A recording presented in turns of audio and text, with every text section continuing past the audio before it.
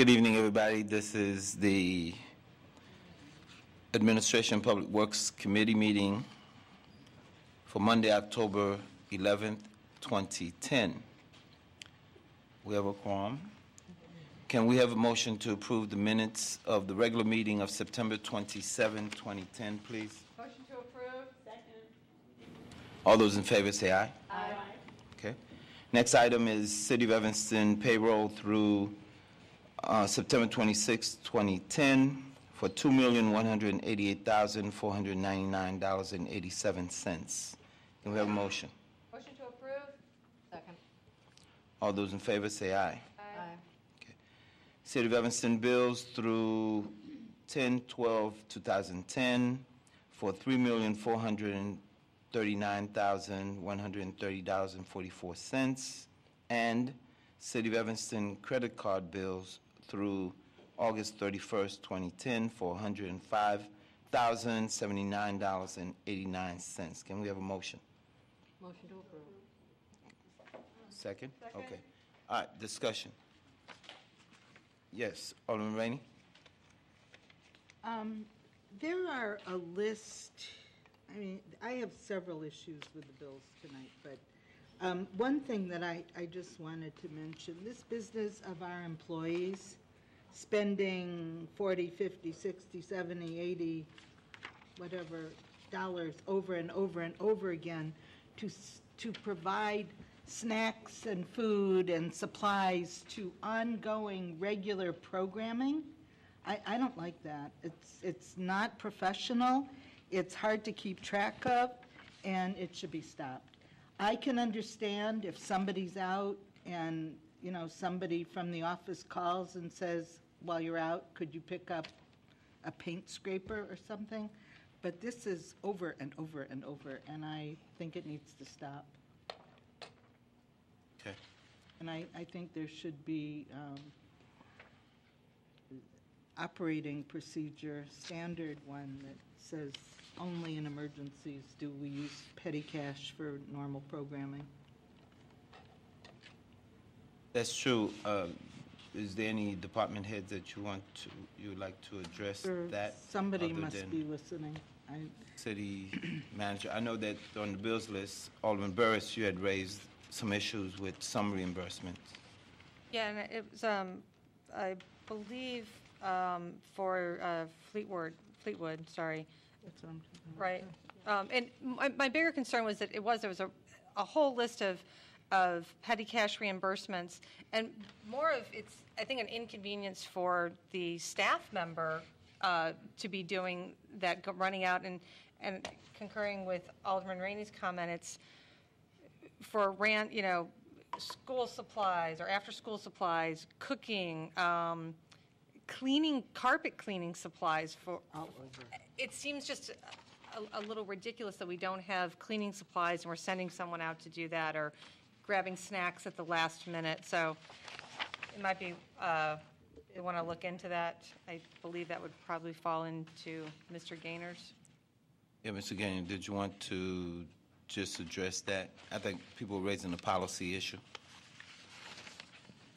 to govern the practice or lack. Yeah, in a number of these cases that that are examples on the bills list for this bills list, we were using Put Illinois to Work employees, and they were doing certain work in the facility that had not been anticipated and not been.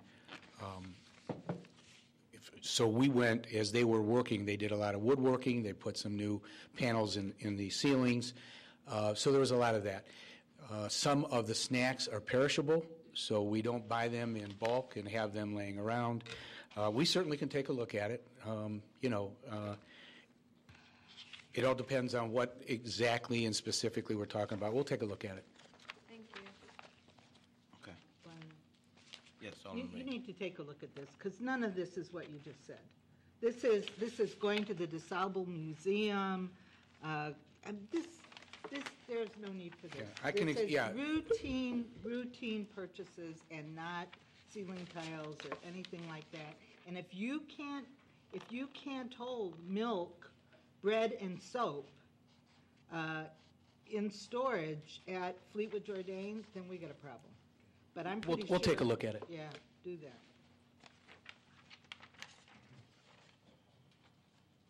Okay. I'd like to know from Doug, when were these grates, the fencing, when were they repaired on Howard Street?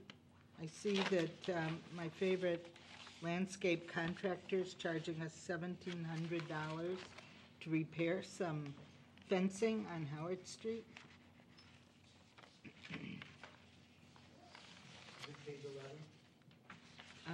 It is, let's see. Page.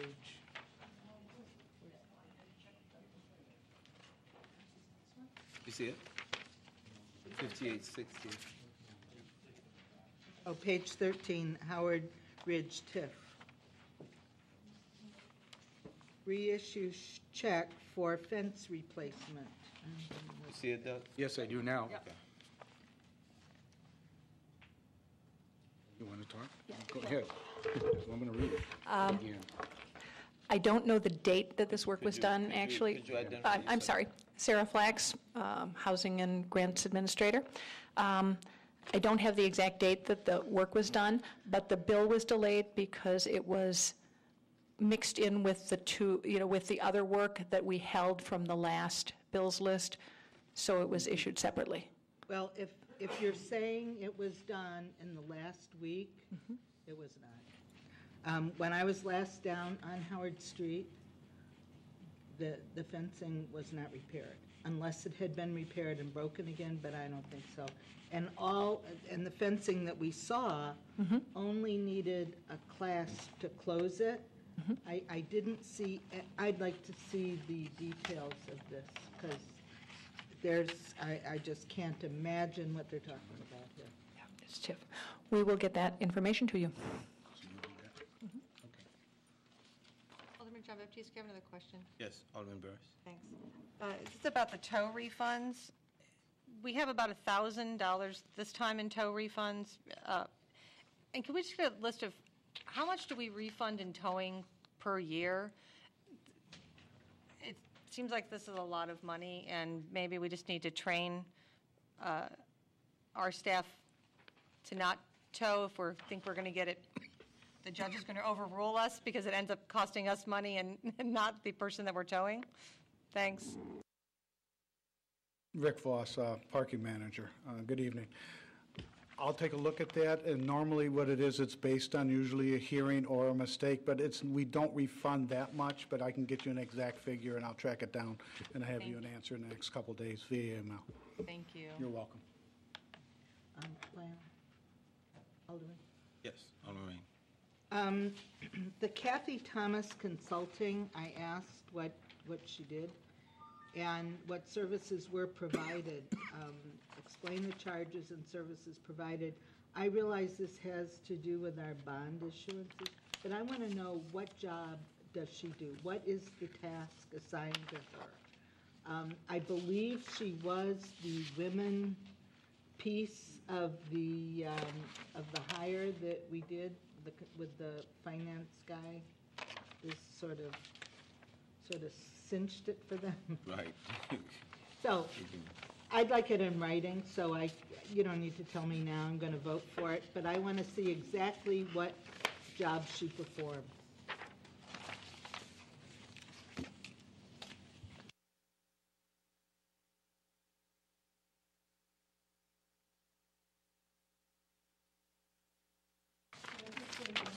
Yes.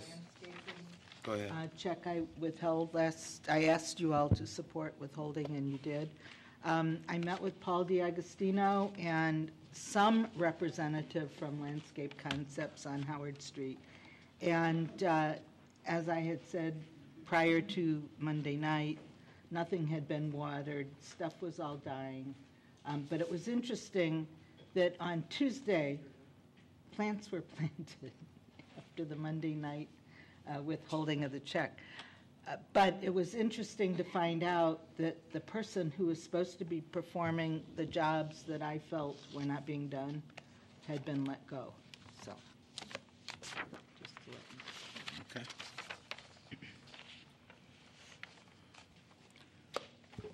Any other questions, comments on the bills list? Call the question. Okay. All those in favor say aye. Aye. Okay. All right, next item on the agenda is a request that we approve the lowest responsive and responsible bidders for automotive and truck transmissions to AA Transmissions from Evanston for sedan, vans, and pickup trucks in the amount of $9,740, and to authorize transmissions out of Munderline for medium and large trucks in the amount of $12,575. The contract will be for the period of October 15, 2010 to October 14, 2011. Move approval?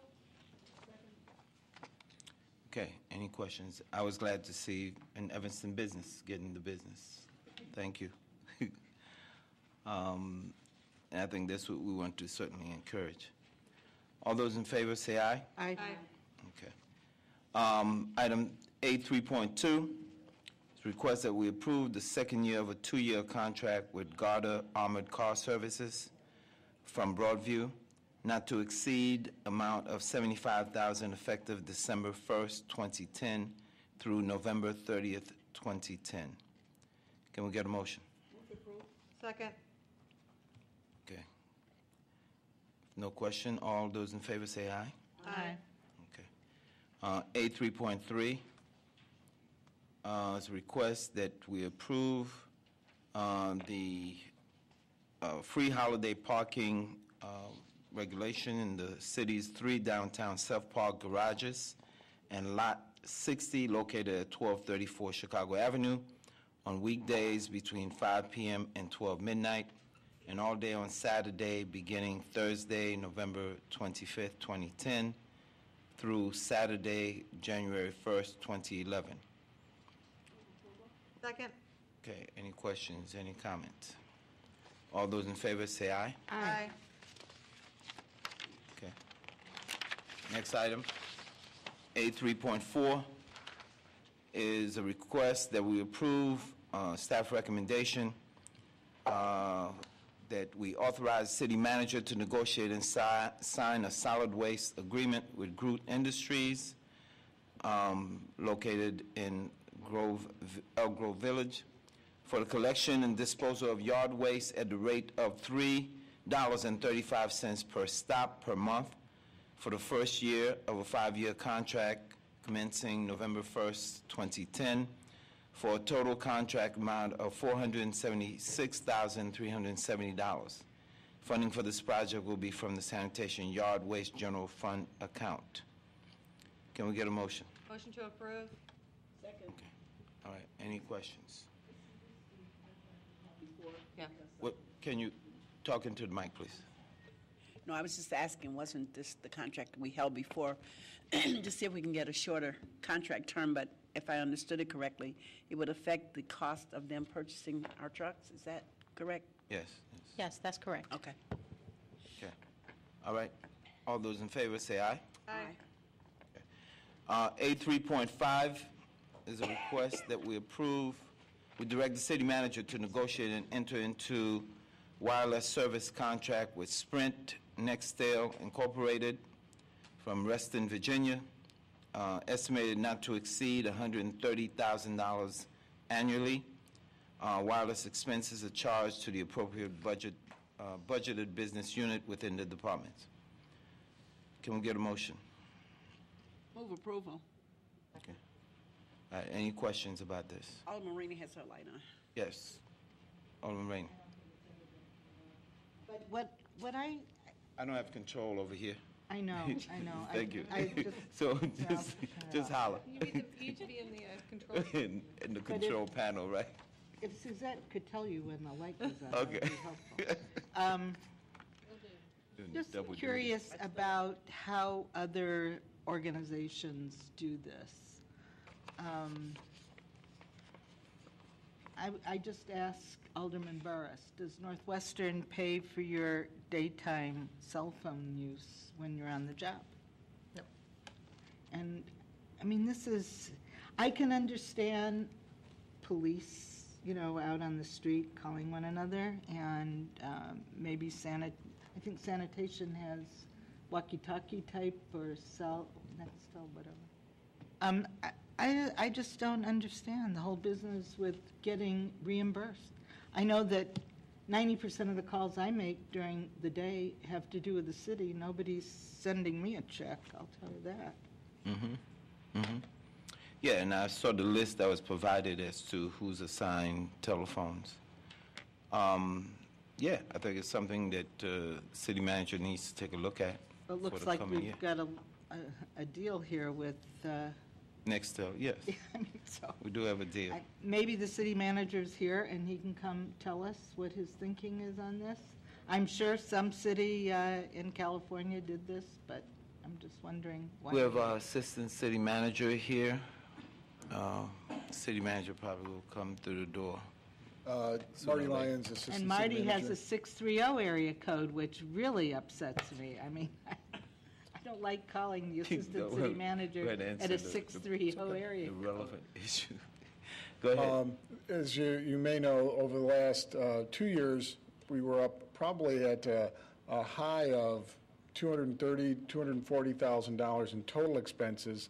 This represents the total cost down to about $160,000. I understand, Alderman Rainey, I'm getting to the point that we have continued to, several folks were removed from the program, and feel free, Mr. City Manager. You finish your sentence, though. But the issue is that in this case, what we're saying is we would like to enter into the contract to get, as we budgeted a $30,000 savings by doing this, and we came in at approximately a $40,000 savings from our previous contract in 2009-10. So it was following up on a budget commitment to save dollars on our cell phone usage. So we continue to reduce the cost through these types of activities. We'll say that one of the, as you said, we do have a lot of employees that do use the walkie-talkies because we do not have mobile radios in nearly any of our equipment other than police fire. That's all done on a personal device now. Okay. And it's wonderful that you're saving all this money. I mean, it's wonderful. But then there's still this enormous expenditure, be it contractual or with a subsidy, for the use of a cell phone. And like I said, all of us use our cell phones, and I mean, I don't understand the philosophy of having to provide so many employees with a cell phone or with a subsidy for using their personal cell. I don't understand. City manager? I came down because we're very proud of this. This is what we've done with our cell phones is probably in the top 3% of communities in America doing this, and people all over America are looking at places like Evanston for being on the cutting edge of saving money with cell phones. First of all, we have employees that use cell phones for work. They could easily say, we're not going to use the cell phone for work at all unless you're providing the phone. We figured that does not make a lot of sense, and so we've gone to this issue of stipends. We have a high, medium, and low stipend. We, as Mr. Lyons has said, are looking to save about $40,000 a year doing this. This is the most cost-effective way. This is the most progressive way that I know of making our costs go down, but still making sure that our employees are available to us during work hours. We've spent the better part of 9 months working on this, going through really every single employee either has a city-owned cell phone or is now receiving a stipend.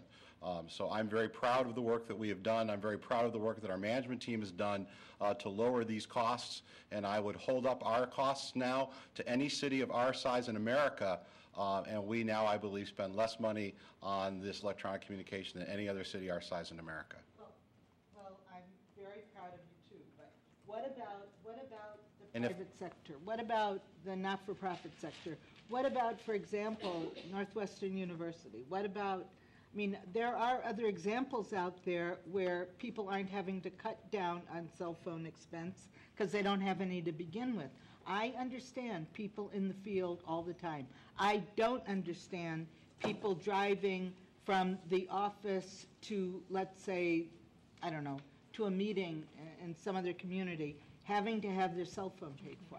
That I don't understand. And Alderman Rainey, members of the committee, that's exactly what we have done, is we have taken away, I don't know what the final number of phones were that we, I'm sorry?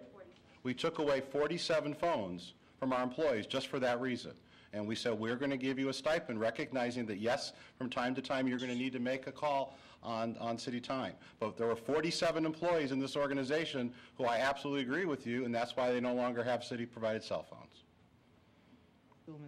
Alderman Burris. I actually have two questions. The first one is, can we get a list of the cell phone numbers? I think we have a list of who it is, but not necessarily the numbers. The numbers? Yeah. Sure. And then the second piece, is there any tax implication for workers that are getting the cell phones? Is it considered a benefit that then they financially have to pay a tax on that benefit? Shani Jackson is the staff member who's done all of this work for us over the last several months, and I'll let her answer that question. Great, thank you. As you mentioned, we have a schedule, the low, medium, and high stipend level, and we've included a 12% tax rate. We did not include the additional fees that many cell phone companies charge, but we did include the tax. Great, thank you. Okay. And when I look at the categories, you know, a lot of it is police, fire, administrative services, parks and recreation, community and economic development.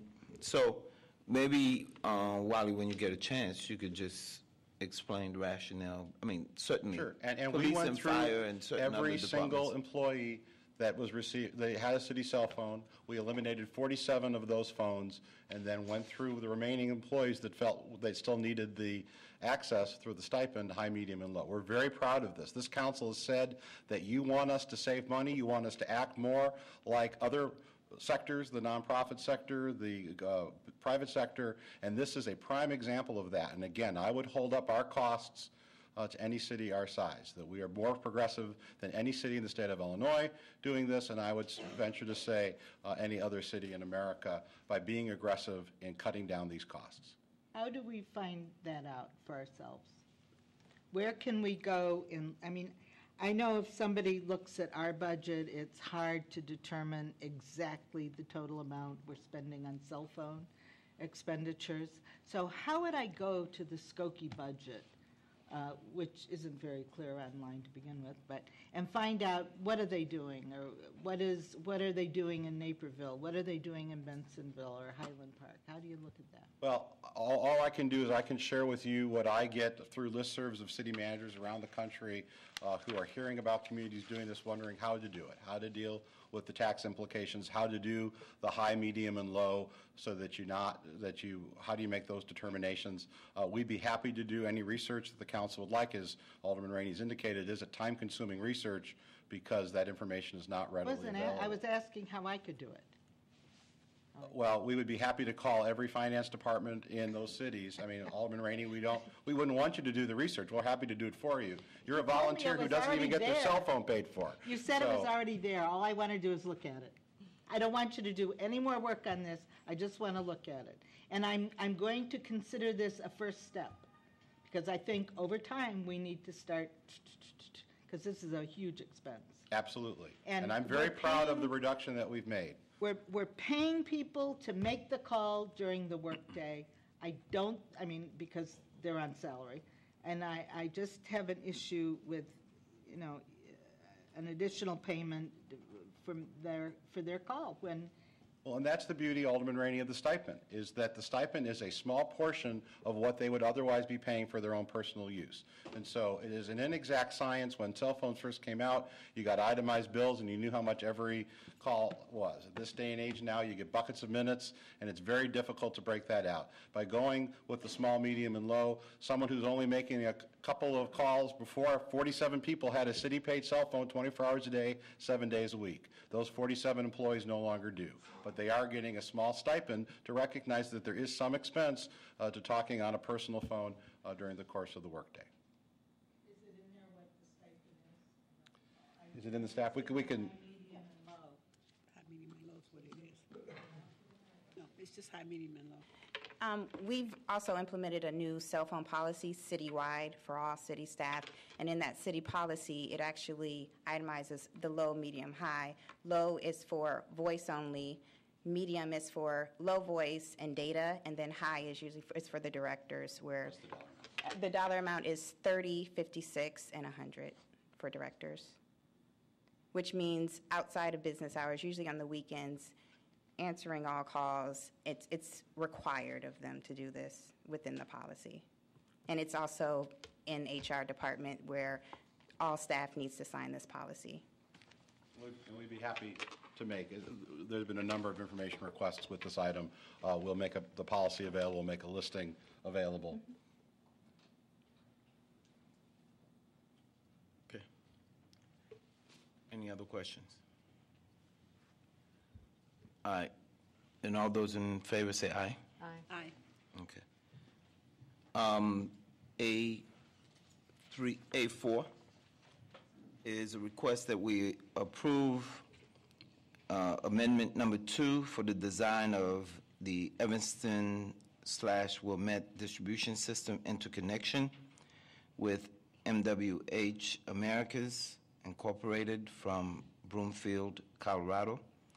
The amendment will reduce the agreement amount by $13,000 and extend the project completion date to October 30th, 2010. Funding for the design of this project is equally shared between Evanston and Wilmette. Can we get a motion? Motion to approve. Okay. Yes, Alderman Rain. Right? I mean, it's not completed, it's dead. The design work, I just want to know, Well, it's partially completed. well, some design is, but the other city pulled out, so it's not happening. I guess I want to know, at what point did we really know they were backing out? And in our agreement with them, our intergovernmental agreement, did we not have any understanding of going forward? I mean, geez, this was just very surprising. Right. Yes. Dave Stomack, Director of Utilities. The intergovernmental agreement with Wilmette was specifically stated just for the design and then to get the probable cost of construction. So it did allow for the exit by either municipality if they felt the design cost was too much or if we didn't get funding, et cetera.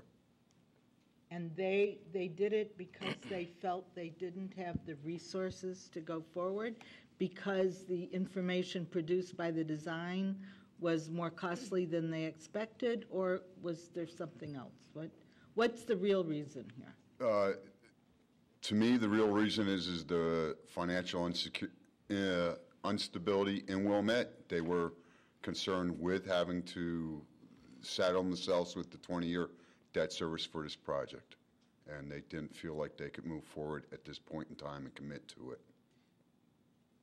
And did we just say, okay, or did we sit down and try to reason with them? We made different offers to them. At this point, we basically were going to get a very low-interest loan from the IEPA, and that's when it really came to a head. They were, as far as I understood, they were all into it right up to the last minute, where the IEPA was basically ready to issue us the loan agreement, and they needed a letter from both municipality indicating that they were okay with proceeding and with the terms of the intergovernmental agreement. The next one, which would have been for the construction, and that's when Wilmette informed us that they were no longer participating, which was a surprise to us at that time.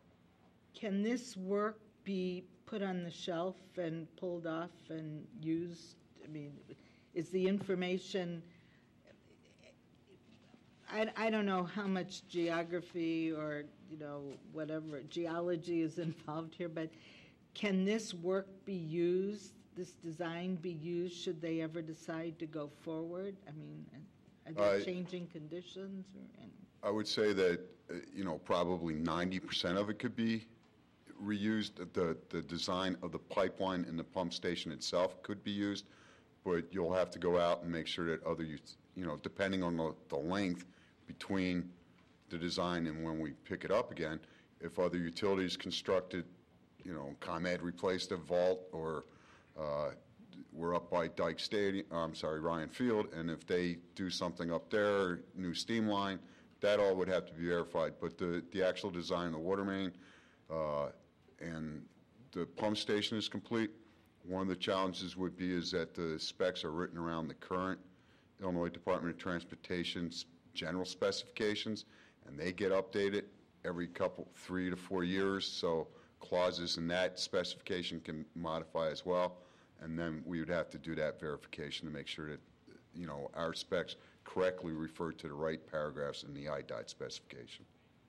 So did they pay their fair share of the design? They have, yes, as soon as we get the invoice, we send them the invoice for half of that, and they have paid religiously on that. They are aware of this final change order, and that they will still need to pay their half of the final invoice, which is yet to come. It will be time-consuming again, because we have the MWRD permit, we have the IEPA permits, we have all the permits to proceed, and if you don't proceed within 2 years, then you have to resubmit all those permits again. So there will be additional costs, because I don't see the project moving within the next 2 years. I am frustrated with this as well as you. Okay. All right. Then all those in favor of item A4, say aye. Aye. Okay. A5 is a request that we approve ordinance 69-0-10, amending the Evanston City Code, Title 10, Chapter 11, Schedule 8A, relating to parking prohibited at all times. Approval of this ordinance will prohibit parking on the south side of Lincoln Street, opposite the entrance into the water treatment plant parking lot. Staff is recommending the elimination of these 4 parking spaces to facilitate deliveries to the water treatment plant. Can we get a motion? Second. Okay, all right. All those in favor of introduction, say aye. Aye. Okay. Item A6 is a request that we approve the recommendation of the Liquor Commissioner to pass ordinance 72-0-10, which amends section 3-5-6-D of the City Code to increase the number of Class D liquor licenses from 23 to 24, to permit issuance of La Cucina di Donatella Company, doing business as Donatella Mediterranean Bistro of 1512 Sherman Avenue. It's for introduction. Can we get a second? Move approval. Second. All those in favor of introduction, say aye. Aye. Okay. A7 is a request that we approve the recommendation of the Liquor Commissioner to adopt ordinance 74-0-10.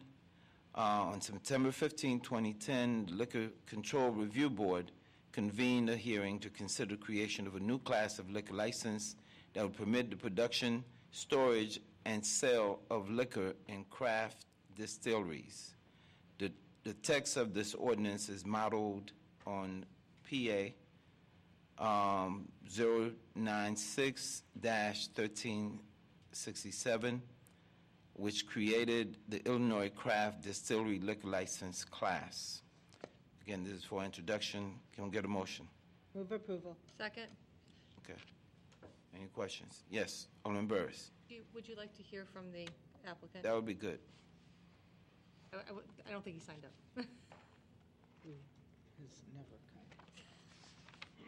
That's okay. Good evening, Commissioner and Alderman. Paul Haletko, the owner of Few Spirits. I'm not here speaking on behalf of Few Spirits, but I am here to speak in favor of the adoption of the ordinance to allow craft distilleries in the city of Evanston. The rise of microdistilled spirits over the last 5 years has been impressive, and it's a national trend that is taking place in areas as widely diverse as Portland, Oregon, Kentucky, Virginia, and indeed down in the city of Chicago, there is one, and there's one up in Lake Bluff. I've been working with the Economic Development Committee, and they indicate that the distillery down in Chicago did ask Evanston for permission 3 years ago. Permission was refused, and they have gone on to a great deal of success down in the city. The craft distilling business brings a small, unique, and local business. It will use local products, local water. It will employ 2 to 5 people locally, and it provides an attraction for people to come visit, as well as a destination for any tourists that are around. The unique products are different than the products of major manufacturers, and combined with the education from tours and tastings on premise, it provides a unique outlet for the spirits. It's important to realize that it is not, however, a bar. And while drinks may be poured, it is a sampling service rather than a bar. Federal law prohibits the pouring of more than 1/4 ounce of spirits at a tasting. That would be, so it is not a place where you can go and order a mixed drink. It is simply a place where you can go learn more about what you are consuming and then enjoy the taste of it in moderate amounts. Okay. Any questions? Alderman Burris? Alderman Burris. Do you envision selling this to restaurants locally here? I envision restaurants locally purchasing them. However, Illinois law prohibits me from selling directly to them. Okay. So it is certainly my goal that restaurants will be serving the spirits, but I can't. Okay. Alderman Fisk. Thank you. Do you anticipate having any fundraising events or special events where the public is invited to attend generally? That is not necessarily a focus of the business. However, it is a unique operation that does engender people's desire to do that. There are wineries that specialize in doing that. But, that's not necessarily the focus of the business. But certainly, we are, I'm a very community-minded person, and would certainly welcome that. Is that anticipated under the license? I mean, does there have to be an additional wording in the license to allow that, or?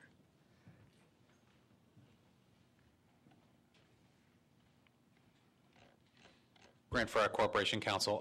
The license right now does not speak to that, so I think that this is an issue that may be devoted to some further study as the applicant's business plan evolves. Alderman Rain. The purpose of the business is to create whiskeys and gins, and then to sell them. Is that? Yes. You're not doing this for your own No, piece of mind or anything. it is a business. It's a retail operation after the creation of the whiskey or gin. Well, it's actually a little bit of both. The manufacture is part of it. That's part of it, and then the sale. And then the sale, Yeah. the on-site sales is also a part of it. All right, explain the fine line between hoping that restaurants purchase your beverages and your inability to sell it to them. Illinois operates a 3-tier distribution system whereby nobody is allowed to distribute their own manufacturers. Nobody is allowed to sell what somebody else made. So who would come to your store to distribute your alcohol? How does that work? Who would come to, do you mean a distributor, or do you mean a general public? For example, could First Liquors come over and buy your alcohol? That would be illegal. Illegal, okay. What would be legal? For a distributor such as a residence distribution or any one of the other 24 legal distributors within the state, they come, they purchase the product, and then they sell it to Evanston First or Union or Campagnola. Certainly the proprietors of the establishments may come in and purchase the product over the counter. However, it would then cost them their state license if they were to then offer that liquor for sale. The spirits business is extremely heavily regulated by both the federal government as well as the state, and the practices are very heavily curtailed. And the distribution business is as well, right? I mean, there's only Distribution so is many. very heavily regulated. And so when I say that they can't do that, they can't, and that's not, that's the hazard of the business. So when it's late at night and some bar runs out of something and they run over to Walgreens when they were and now again selling alcohol, that's not legal? That would be illegal, and as a former intern at the Liquor Commission, I will admit that it probably happens from time to time, but it is not legal. That's very interesting. Can a consumer like any of us go to the distillery and purchase the beverages? Yes. In bottles. A consumer can come in and purchase a bottle or two. Right, okay. Or three. Or three. Sell it. 5, 6. But you are then, that consumer then must consume or Right, okay. give as a gift. You can't then resell it. It's all clear now, I understand completely. And but that's not covered by this ordinance. No. That's all state law. No.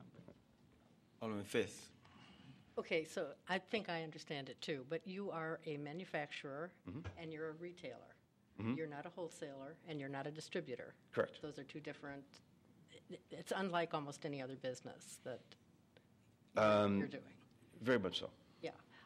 Okay, so I just, again, you'll be selling retail to the public who can walk in off the street and purchase your product. Okay, all right, I understand, thanks.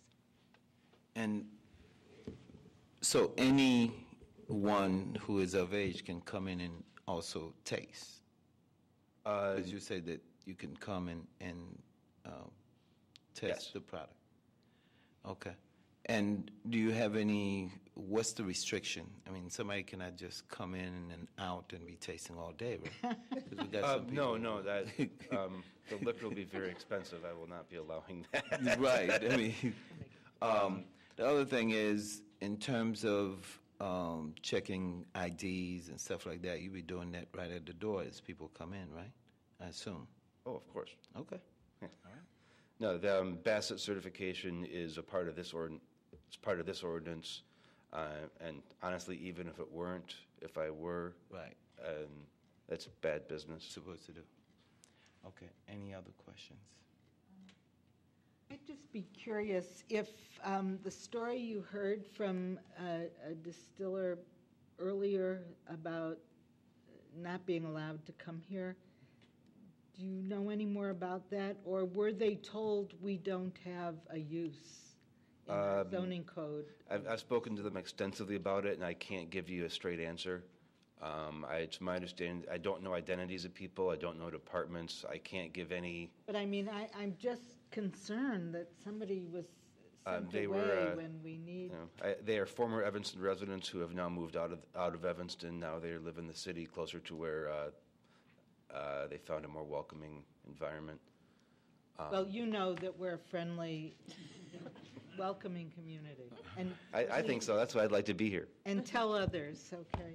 So that's why like I said, I've been working with economic development now for about 6 months, and I think it's a wonderful opportunity for the city to help get its name out there. You know, every bottle of the product will have Evanston on there. It'll be exciting. Thank you very much. Okay. And importantly, he's a Ninth Ward resident. All right, then. There you go. Well, the 8th ward will drink most of it. But Eighth Ward will drink more, okay. Any other questions? No, that's it. Thank you very much. Can you imagine? All those in favor say aye. Aye. Okay. All right, we have some items for, Wait, Yeah, this was for introduction, people. We have items for discussion. APW 1, light pole banner policy. Who will introduce that? I'm going to ask Paul Snyder to come up, the city engineer. But I'm going to do a little introduction to the item. We haven't had a banner policy on, I guess, on file for at least 10 or 12 years. We enforced it the last time we can find where we actually enforced the fees were over 10 years ago. So when we looked at the cost of our staff, installing banners, taking them down, et cetera. So we wanted to establish or reestablish a policy that really attempted to try to recoup some of our costs, particularly in light of a lot of the banners displaying advertising as a part of I guess, of the overall banner theme. So I'm going to have Paul go over some of the changes that we are recommending to the existing banner policy that we have. Thank you, Suzette. Paul Schneider, city engineer. As Suzette indicated, earlier this year, we were asked to review our practice as far as hanging banners on city light poles. And as we were reviewing what we had in the books and on the website, it became clear that we were heavily subsidizing the placement of the banners currently. And we wanted to make sure we were at least collecting in fee enough to cover our own costs for the installations. So as we looked at the policy or the practice that was in place, we wanted to make some improvements and tighten up some loopholes, particularly regarding renewals and things of that nature. One of the key things that we did look at, as Suzette mentioned, are banners that have sponsors on them. The city should have a right to have a fee attached to that if someone's advertising out there on city property. So there is a $10 per banner fee associated with sponsored banners. Also, the labor rate we looked at and established, we feel is a rate that's going to cover our own costs for installation as well as any repair or rehanging of banners. So we wanted to make sure that we were certainly at least breaking even on the effort that we were putting into the banner program. So if anyone has a chance, you can look at the new banner permit application that was attached to this, and you can see we are proposing $45 for installation by the city per location. If the installer chooses to have a private contractor, there is still an application fee with that, even though, of course, we wouldn't be charging any individual fees. Trips to repair the banner, we are charging a $35 fee per banner, $50 renewal for each period, and then a $10 fee for each sponsored banner is what we're proposing. And I'd be happy to answer any questions at this point.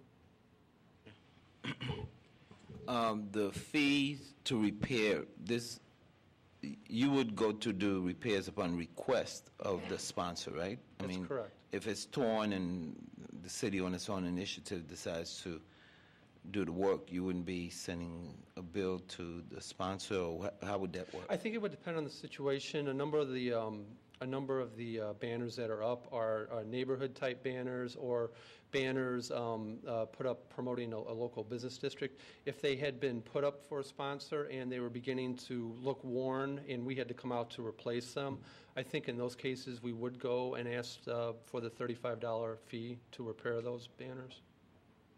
From the community group? Not necessarily from community groups, but more if a banner was put up by a sponsor. Private sponsors? A private sponsor, that's correct.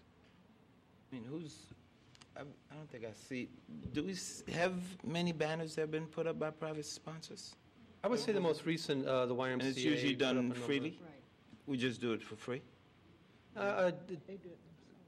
St. Francis, Northwestern. I think that's a part of the problem. Our policy says that it's not free. we have not been enforcing the policy.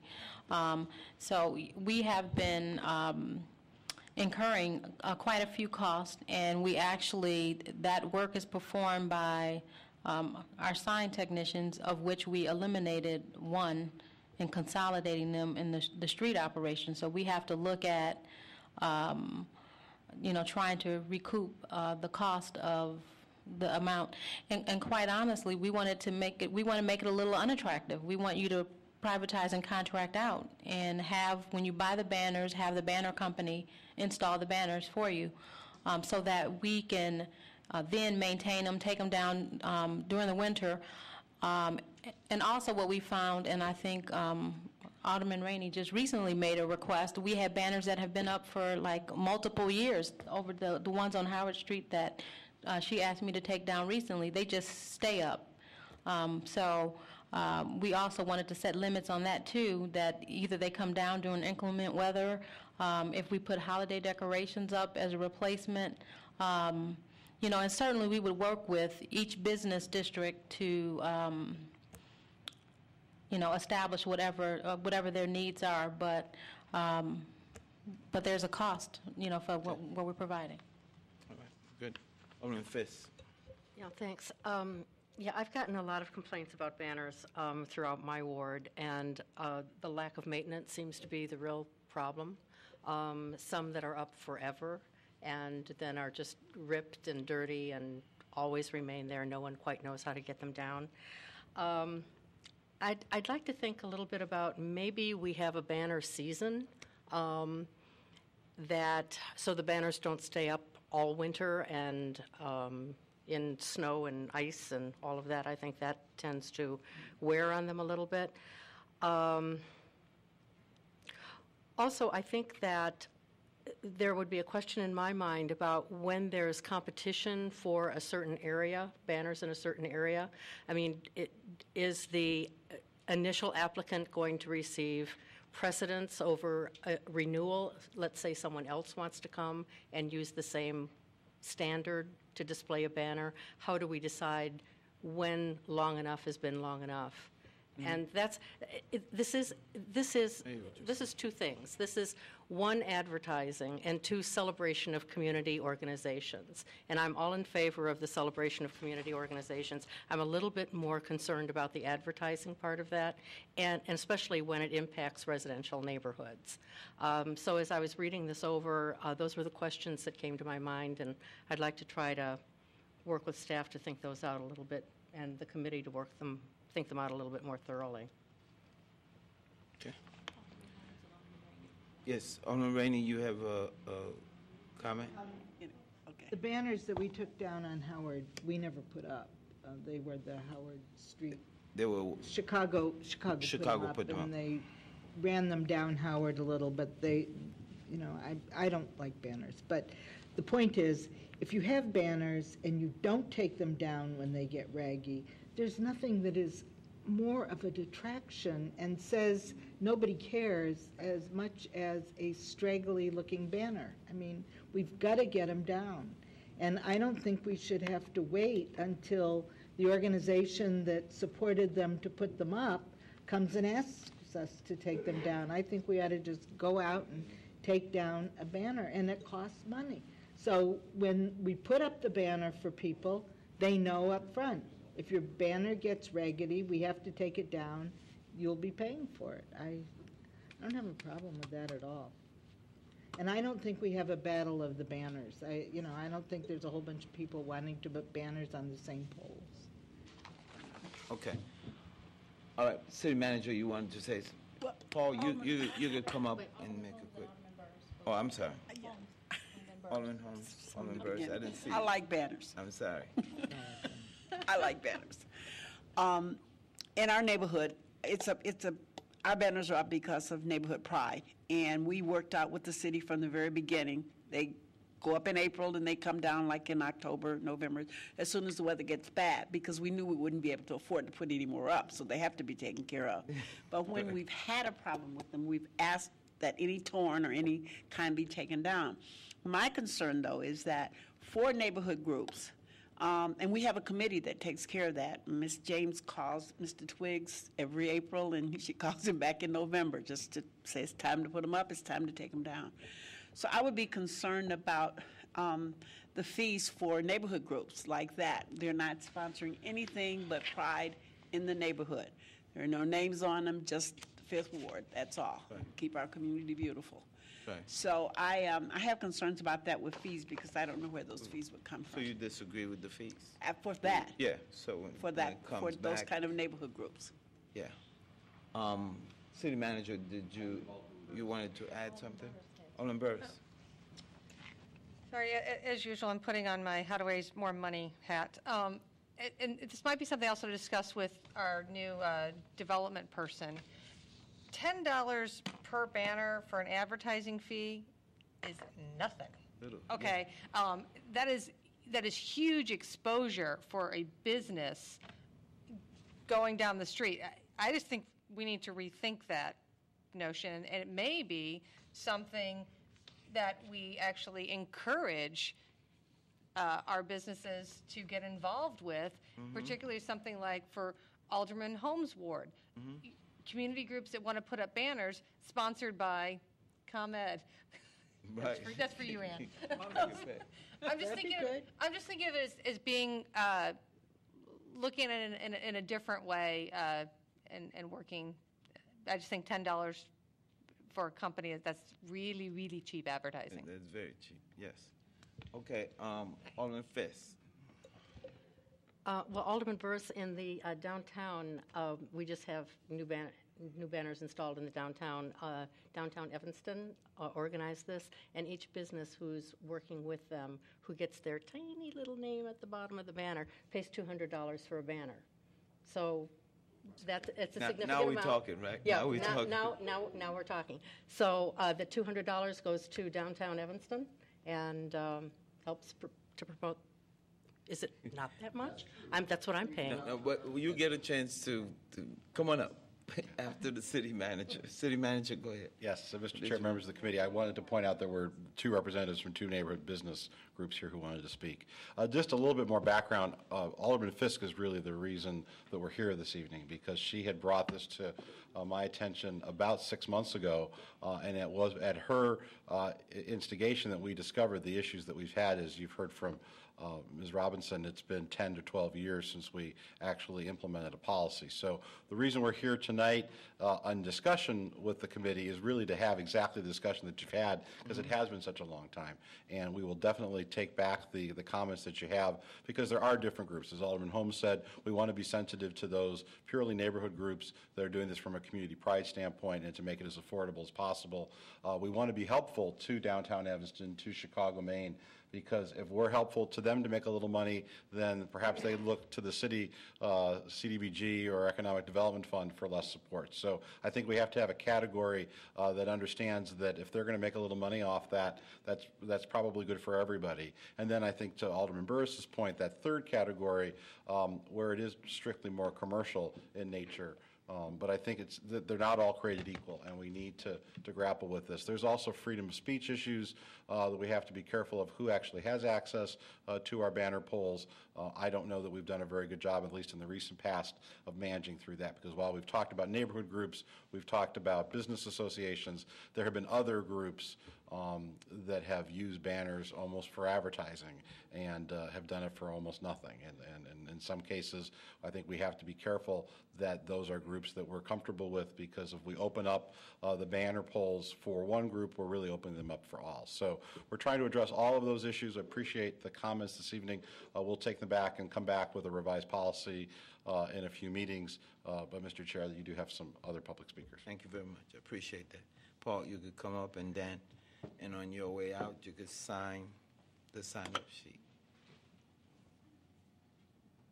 Mr. Chairman, members of the committee, my name is Paul Giddings, and I'm representing Chicago Dempster Merchants Association. We've been doing a banner program for about 17 years in Chicago Dempster. And over the years, and I would admit this very readily, we've only paid a fee the first 2 years, and then after that, it kind of went away, which I did not question, I might add. However, we believe that we have a pretty good system worked out now. We have 2 banners that we rotate. One is a Chicago Dempster Merchant District banner, which is really representing all the district businesses in spite of the fact they may not belong to our association. And the second one is the Young Evanston Artists Festival banner that goes up around the end of February, early part of March, as soon as it gets closer to May when the festival is normally held. And we leave it up until the end of June, so we have the red and white and so forth. And as you know, that's a very popular and successful program. One of the things that we had a meeting with Mr. Lyons and with Ms. Eggleston and downtown Evanston early in this process. And one of the problems for us is at Chicago Dempster, we have somewhere between 32 and 40 members, depending on how the economy is going. Right now, we're right at 32, and we charge $100 a year for a membership. We have 22 polls, so that at $45 a location, that would cost us about $2,000 a year to rotate our banners. We obviously do pay a great deal of attention to the way that the banners look because it reflects on our neighborhood, and we would not want to have scraggly, ugly banners, though I do understand that has happened in the past. I've seen them myself. However, what we're interested in here is, I believe, from our district, is an economic development issue. Our neighborhood needs banners. It needs flower pots. It needs whatever we can get to create an ambiance that says to the customer, this place is vital, this place is worth going to, we want to spend our money there. And banners are one way to do it. We do not have individual businesses on the banners. We do not require the individual businesses to buy the banners because, unfortunately, our businesses change so frequently that it just wouldn't. In fact, when we thought about it, it turned out that 7 would be obsolete by the time we get the banners produced. So that was something that we were glad we didn't do. I'm just asking that we have a way for a small organization like ours to be able to afford to do this and not spend our entire amount of money on installation of banners, because, as I said, it makes our neighborhood vital. I think, and one of the proposals was to create some sort of a fund that you could access for a grant to put these up. If you do that, we're going to look at the cheapest way to do it, and downtown Evanston's got a great job. Their banners look fantastic, and they've done it by privatizing. One of the problems with privatizing is none of the money comes back to the city. And if we're looking to get money from economic development into city funds, I would suggest we don't want to go to a company who, by the way, will not be in Evanston because there are no banner installation companies that come from Evanston, so it's going to go elsewhere, and it's a lot of money per year. I don't know, I think downtown Evanston has 110 polls. We have 22. I know Central Street has a significant number of polls, and I was unable to contact somebody today to give me a number. And of course, Main Street has a significant number of banners. And then we were talking about Howard Street earlier, and it's probably a significant number down there. I think it's great for the city of Evanston to have these banners as long as they're properly maintained and so forth, because it gives the entire city a lively, vibrant kind of feel. So I would ask, as we develop this program, that we take into consideration, I totally understand we have not-for-profits who are showing themselves. We have businesses that want to advertise. There's a lot of competing, I guess, the way you look at it. And I just ask that we look at it to make sure we can all afford to do this. Thank you very much, Paul. Paul, on your way out, could you sign our sign-up sheet this way, please? Or Phillips' pen or something. Yes, Dan. Okay, my name's Dan Kelch. I'm my own Lulu's at 804 Davis. I'm here speaking on behalf of Downtown Evanston. I chair that organization. Carolyn, this would normally be her job, but she's got bronchitis right now, so I told her I'd come in and fill in for her. As you may have seen, we did just put some banners up in the downtown. They did cost each business some $200 to put up. And it's not something that Evmark made any money on. It's really just we covered our cost, and our idea was to get the banners up. We agree that part of this was that the banner program has been fairly dysfunctional, and I'm just speaking about downtown. I'm not going to address any other areas in the city. And that oftentimes banners, like you say, are up and they get raggedy, and there's no real system or organization to attend to them. We want to be working with the city as a partner to address that issue. These 100 and some banners that we just put up at $200 a hit, we're not looking at putting a program up where those things are going to be up there indefinitely. We were trying to get these up early in the summer. It took a little bit of time. We put a whole system of identifying all the poles in town and what kind of hardware was on the poles and whether there's electricity, et cetera, something the city did not have. We supplied that. City now has all that information, so that we can work off of that in the future. We've numbered them so that we can kind of try and maintain a program. Program needs to get implemented.